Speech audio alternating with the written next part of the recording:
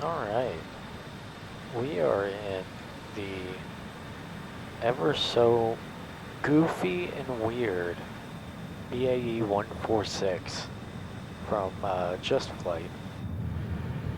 And I've always seen this plane, and never once have I thought, I gotta fly that, you know. So I've never seen it in real life. I don't know, nothing inspired me to fly it. By the way, we are going to Munich from, where did we start? Schwechat. I don't know, some weird airport. But we're about 147 miles away. But this plane I've recently got, and I am having an absolute blast in this thing, dude. Like, this plane is just so weird in the best way. And honestly, like, if you're like me and you like just kind of learning the basics to do point A to B, RNAV, ILS, obviously visual, that kind of stuff, click off the autopilot, you know, have a nice good hand flying airplane, this is your plane. It comes in a bunch of variants. I think you get like 3 passenger variants and 3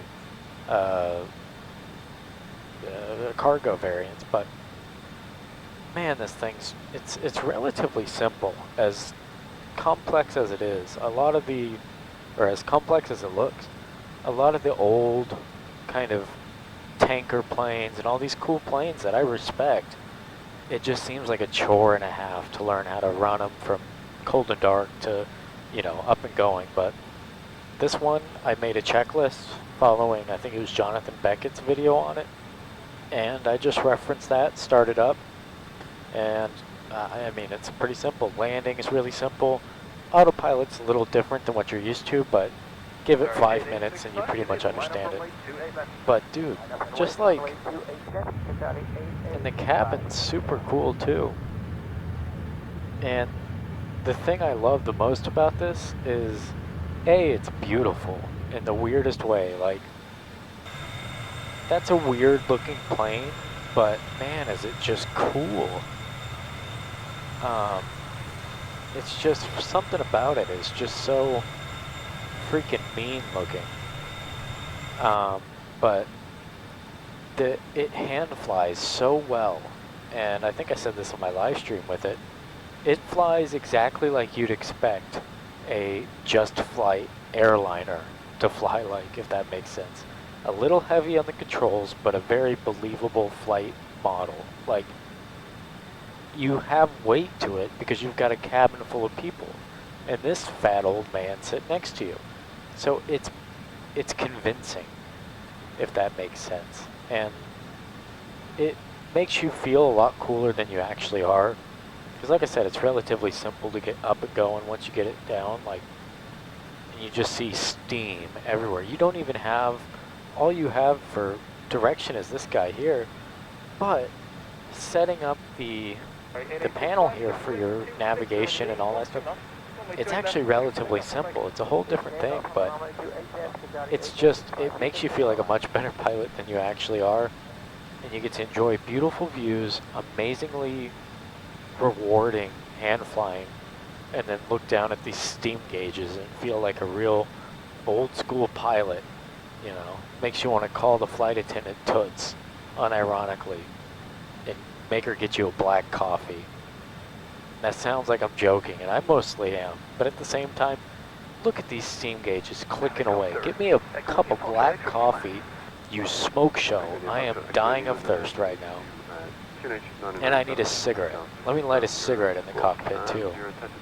You know what I mean? I love it. I love this plane, dude. It's not like that old, but it's a pretty old bird.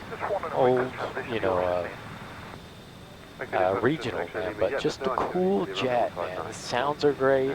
The feel is so good. Everything about it's got this cool vibe to it, man. And this, out of most planes, like,